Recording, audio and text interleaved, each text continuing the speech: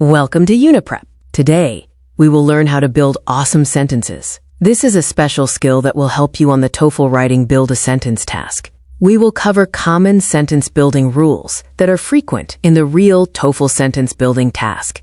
Rule number 1. Question words like what, where, when, why, how, if, and whether can appear in two situations. At the beginning of a real question, they use question word order. When inside a sentence, not a direct question, they use normal word order, subject plus verb.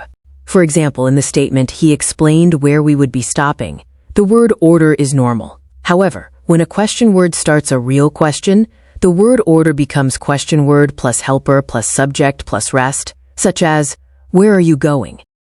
Rule 2 states that if you see would, could, should, might, or must, and the meaning is in the past, look for have plus the past participle, V3. For example, I could have helped if you had asked. Another example is, she would have passed if she had studied. Keep in mind that not every modal sentence needs have plus V3. It depends on when the action happens.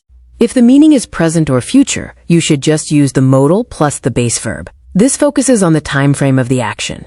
When you encounter a modal, ask yourself, is this about the past or present/future? If it is past, use modal plus have plus V3. If it is present or future, use modal plus base verb, as in, I will go tomorrow.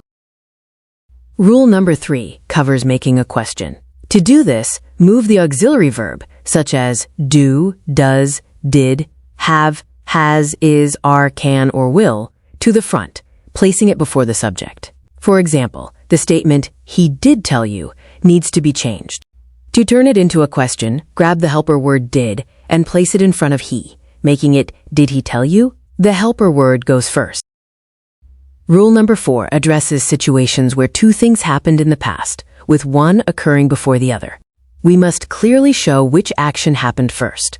We also need to indicate which action happened second. The action that happened first can use past perfect tense, while the action that happened second usually uses past simple. For example, in the sentence, the patient had died before the doctor came. Dying happened first, so we use had died. Then, the doctor came. Consider, the patient died after the doctor had come. The doctor's arrival happened first, hence had come, and then the patient died.